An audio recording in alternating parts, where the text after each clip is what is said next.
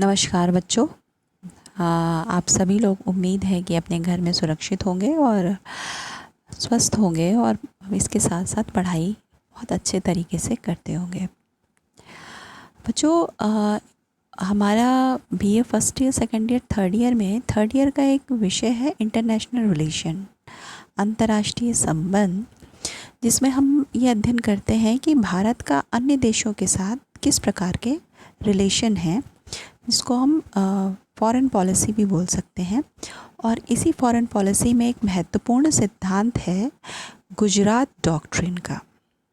Gujarat doctrine जो बात करता है, एक बहुत फेमस स्टेटमेंट उस समय का दिया हुआ है, लुक ईस्ट पॉलिसी। तो आज हम ये देखेंगे कि ये गुजरात डॉक्ट्रिन क्या है, किसकी बात करता है और किस तरीके के संबंध हैं। जो ये पिक्चर्स आप देख रहे हैं, ये कौन है पता है आपको? ये हैं हमारे प्राइम मिनिस्टर रहे हैं। जी हाँ बच्चों, ये हैं कौन? I.K. गुजराल। बहुत ही फेमस, एक कह सकते हैं एम्बेसडर थे भारत के, एक बहुत अच्छे राजनयिक थे। फिर बाद में union affair, external affair minister रहे और फिर बाद में उन्होंने प्रधानमंत्री के रूप, इन्होंने ही गुजराल डॉक्ट्रिन दिया था। गुजराल डॉक्ट्रिन ये भारत की विदेश नीति का एक महत्वपूर्ण क्या है, एक महत्वपूर्ण सिद्धांत है, जो ये कहता है कि पड़ोसियों के साथ, जितने भी Bharat south east Asia countries के जितने भी पड़ोसी हैं, उनके साथ भारत के कैसे संबंध हैं, इसको बताता है ये जो थ्योरी है गुजरात डॉक्ट्रिन। ठीक है, आज मैं इसको बहुत थोड़ा मतलब 2 पार्ट्स में बनाऊंगी। आज मैं बताऊंगी कि इसके प्रिंसिपल क्या है और ये कौन लाया था। तो ये जैसे कि अभी मैंने बताया था कि ये जो गुजरात डॉक्ट्रिन है, ये H.D. देवगौड़ा सरकार के विदेश मंत्री के रूप में 1997 में कौन थे? I.K. गुजराल। और इन्होंने ही भारत की विदेश नीति में इस सिद्धांत का क्या किया था, एक महत्वपूर्ण कह सकते हैं चरण के रूप में इस गुजरात डॉक्ट्रिन को प्रतिपादित किया था। H.D. देवगौड़ा सरकार में विदेश मंत्री के रूप में I.K. गुजराल ने इस 1996-1997 के करीब इसको क्या किया था, 96-97 में इसका प्रतिपादन किया था। ये 5 पॉइंट्स की बात करता है। इसमें 5 प्रमुख बिंदु हैं। अब क्या है, एक मोटे तौर पर आप कर लीजिए कि हमारे जितने भी पड़ोसी हैं, पड़ोसियों के साथ अच्छे संबंध हो। क्योंकि अगर आप मैप देखें इंडिया का, तो भारत की जो साउथ ईस्ट एशिया में जो कंट्री है, वो बिग ब्रदर की है, एक बड़ा देश है। चाहे उसके आसपास अगर हम देखते हैं तो बहुत छोटे छोटे देश हैं, और उसमें भारत एक बहुत ही बड़ा देश है। तो ये जो गुजरात डॉक्ट्रिन है, ये इसलिए लाया गया था ताकि भारत को, जो उसके बड़े देश होने के नाते, जो उसके छोटे छोटे जो अड़ोसी पड़ोसी देश हैं, ये इनको शंका या किसी भी प्रकार के संदेह की दृष्टि से ना देखें, उनके साथ अच्छे मित्रतापूर्ण संबंध बने रहें। और भारत द्विपक्षीय या बहुपक्षीय, बायलैटरल या मल्टीलेटरल तरीके से उनके साथ अच्छी तरीके से व्यवहार कर सके या बातचीत के द्वारा अपनी समस्याओं को सुलझा सके। इसके लिए ये गुजरात डॉक्ट्रिन लाया गया था। ये बेसिकली 5 पॉइंट्स रोड मैप है, जो ये कहता है कि जो भी पड़ोसियों के साथ जो भारत की समस्याएं हैं, वो बायलैटरल तरीके से, किस तरीके से? बायलैटरल तरीके। बायलैटरल क्या होता है? द्विपक्षीय। जब एक देश दूसरे देश से बिना किसी निगोशिएशन के बातचीत करता है, तो इसको क्या बोलते हैं? बायलैटरल, मतलब डायलॉग्स या bilateral talks.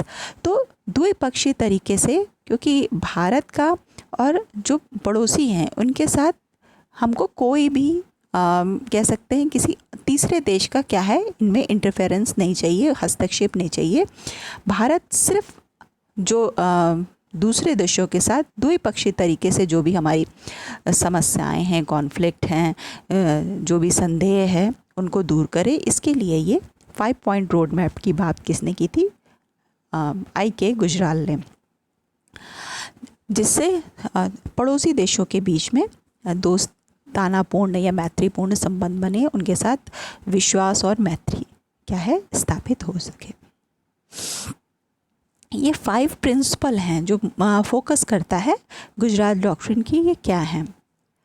With neighbors such as Bhutan, Bangladesh, Nepal, Maldives and Sri Lanka, India does not seek but offer and accommodate, but it can good faith and trust। मतलब जो भी भारत के पड़ोसी देश हैं, भूटान, बांग्लादेश, नेपाल, मालदीव एंड श्रीलंका, भारत उनके साथ किसी भी प्रकार का कोई भी ऐसा व्यवहार ना करे जो दोनों के बीच रिश्तों में किसी भी प्रकार की चोट पहुंचाए।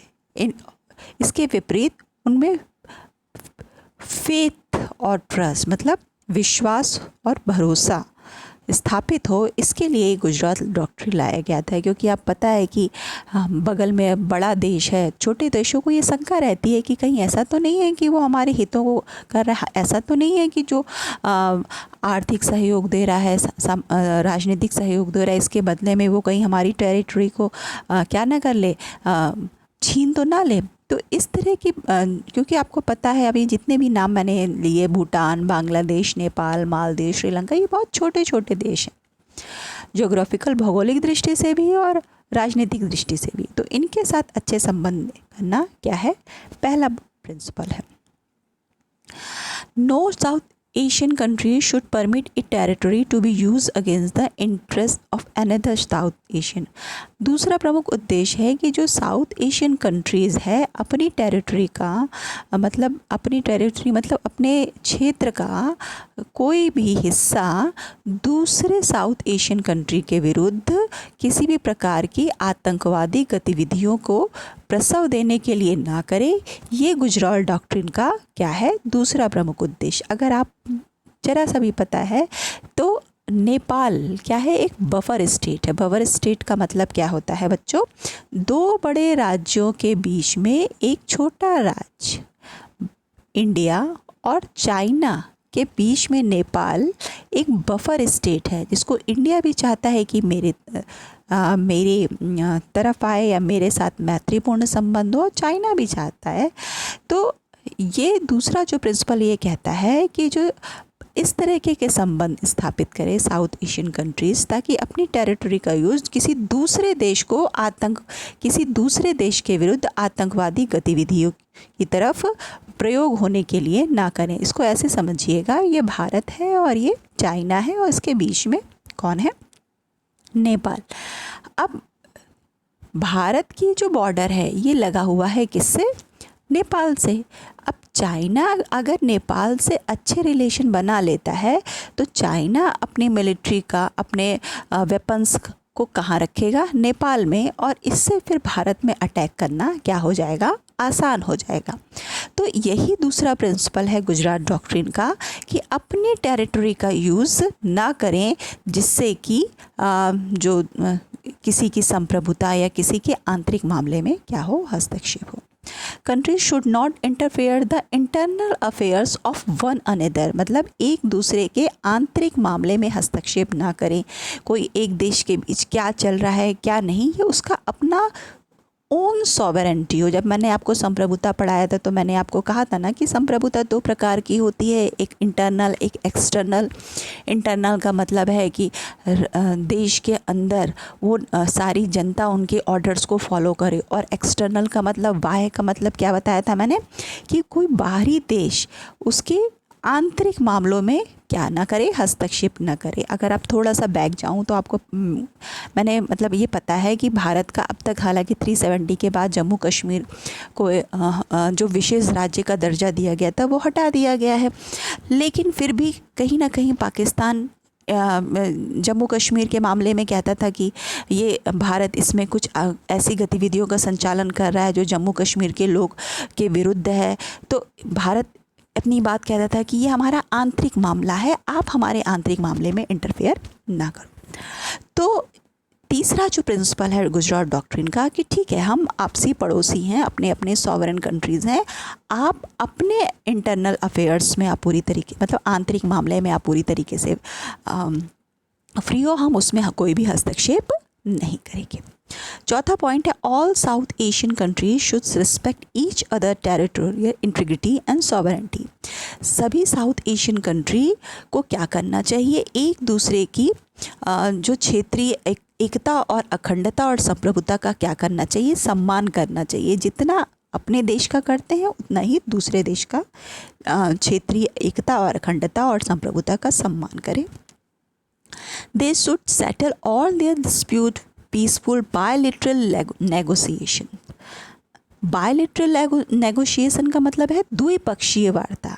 मतलब अगर भारत का अफ़गानिस्तान या पाकिस्तान से कोई भी कॉन्फ्लिक्ट या कोई भी विवाद है तो दोनों के बीच में द्विपक्षीय बायलैटरल तरीके से अपने क्या है प्रॉब्लम्स को सॉल्व करें। और ये वार्ताएं रुकनी नहीं चाहिए। कोई भी अगर राजनीतिक मुद्दा है तो सामाजिक, राजनीतिक, आर्थिक तरीके से ये वार्ताएं रुकनी नहीं चाहिए। ये गुजरात डॉक्ट्रिन के क्या हैं 5 प्रिंसिपल्स हैं।